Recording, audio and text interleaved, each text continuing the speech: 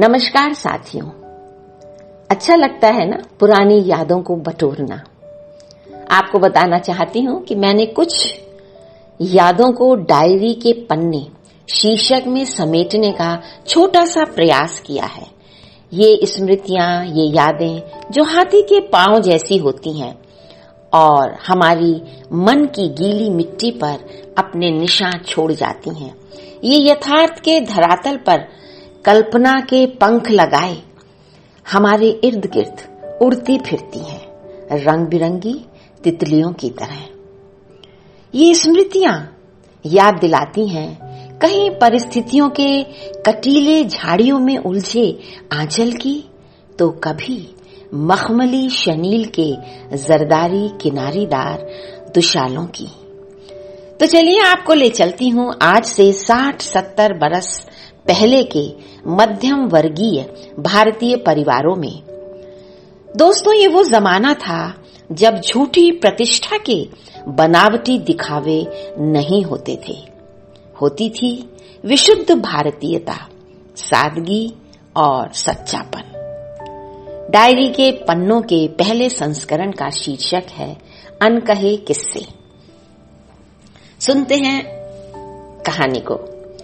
बड़े भैया की उम्र 23 बरस की हो चुकी थी। स्कूल के बाद कॉलेज में दाखिला तो लिया था, मगर पिताजी ने पढ़ाई छुड़वा दी थी। बोला, दुकान पर आकर काम किया करो, कोई पढ़ने वढ़ने की जरूरत नहीं है। बात 7 दशक पहले की है। उन दिनों दुकानदार पिता अपने लड़कों को ज्यादा पढ़ाना कब पसंद करते थे। 12, 13, 14 साल की उम्र में ही काम में लगा दिया करते। आसपास की अम्मा की सहेलियां भी पूछा करती, बेटे का ब्याह ना करोगी बहन? अब तो घर में उनके रिश्ते भी आने शुरू हो गए थे। भाई, कमाओ बेटे के रिश्ते आने में देर कहां लगती है। उस पर अपना मकान और दुकान हो तो रिश्तों की झड़ी लग जाती है।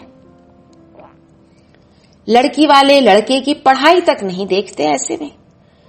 ये तो आज का समय है जब दोनों पक्ष सबसे पहले एजुकेशन देखते हैं, बच्चों की मर्जी पूछते हैं। अम्मा ने तो पिताजी के खिलाफ जाकर घर की बेटियों को बीए पास करवाने की जिद पकड़ रखी थी। उनका मानना था कि अगर लड़कियां ग्रेजुएट होंगी तो ही उनको अच्छा लड़का और अच्छा घर-बार मिलेगा।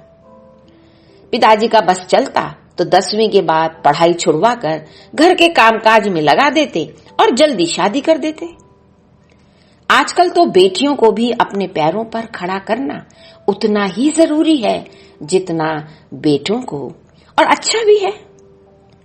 बड़े भैया से किसी ने नहीं पूछा था कि वो अभी शादी करना चाहते भी हैं या नहीं, ना उनकी पसंद पूछी गई।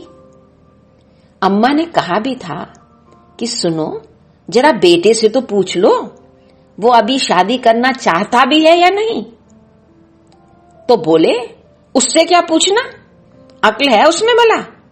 तुम भी बेवकूफों की सी बात करती हो। अम्मा सोचा करती, न जाने पिता को अपने बेटे हमेशा मूर्ख क्यों दिखते हैं। पिताजी ने हमेशा लड़कों को नासमझ ही समझा। सोचकर अम्मा चुप रह गई थी। बस यही कहते सुनते थे पिताजी को कि गोरी लड़की लाऊंगा इसके लिए, घर में घूमती अच्छी लगेगी और बालकन भी सुंदर सुंदर होंगे। सुनकर ऐसा लगता मानो लड़कियां नुमाइश में रखने का सामान हो। यदि किसी के घर में सांवली लड़की पैदा हो जाए तो सबसे पहले यही शब्द सुनाई देते, इसकी शादी ना होगी आसानी से लाला, बड़ा दान दहेज देना होगा, अभी से पैसा जोड़ना शुरू कर दो। अरे भाई, उसको पढ़ाने लिखाने की भी सोच लो, मगर क्या जमाना था। पिताजी ने भैया की शादी का अखबार में निकलवाया था। रोजाना 5-7 चिट्ठियां तो आ ही जाती। उन सबको पिताजी दुकान से लौटते समय पैंट की जेब में रखकर घर में लाया करते, और रात को जब वो पैंट खूंटे पर टांग कर सोने चले जाते तो भैया और हम सब बहनें मिलकर चुपचाप उनकी पैंट से की जेब से सारी चिट्ठियां निकालकर पढ़ा करते। बड़ा मजा आता था। खूब भैया को चिढ़ाते और छोटी बहन तो बड़ी नटखट थी। चिट्ठियां लेकर इधर उधर भागती, कभी छत पर चढ़ जाती, कभी कमरे में छुप जाती और एक आना लेकर ही भैया को पढ़ने दिया करती थी। एक दिन पता चला कि पिताजी रामपुर जा रहे हैं भैया के लिए लड़की देखने। लड़की देखी। लड़की गोरी और मोटी मोटी आंखों वाली बड़ी सुंदर थी। सो फौरन ही हाँ कर आए थे।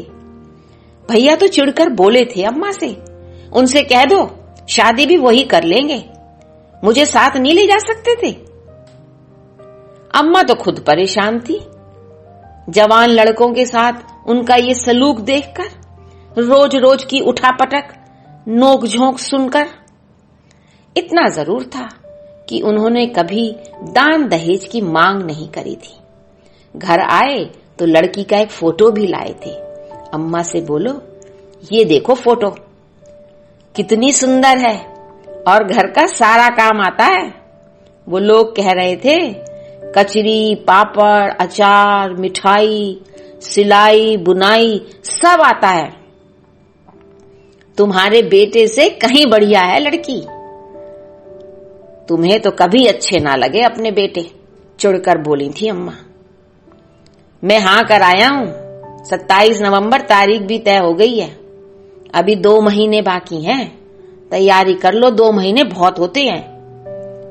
बारात रामपुर ले जानी है। और सुन लो, मैं बताऊंगा कौन जाएगा शादी में, ब्याह में, बारात में और कौन नहीं जाएगा। छुटकी दरवाजे के पीछे खड़ी सब सुन रही थी।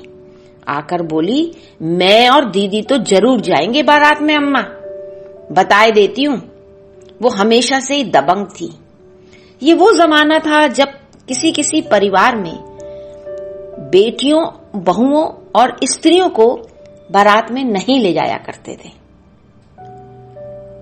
तो छुटकी बोली, आज तक हम कहीं नहीं गए अम्मा, अभी तक दिल्ली भी नहीं देखी हमने।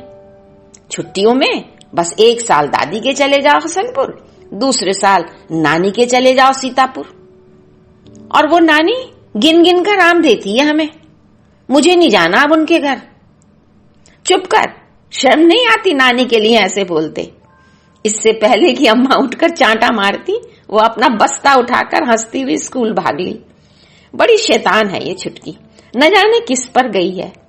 अम्मा मुस्कुराती हुई रसोई घर के पटरे पर आकर बैठ गई थी। दोस्तों, आज के लिए बस इतना ही। जुड़े रहिएगा, मैं बहुत जल्दी दूसरे संस्मरण को लेकर आपके बीच आऊंगी। धन्यवाद, नमस्कार।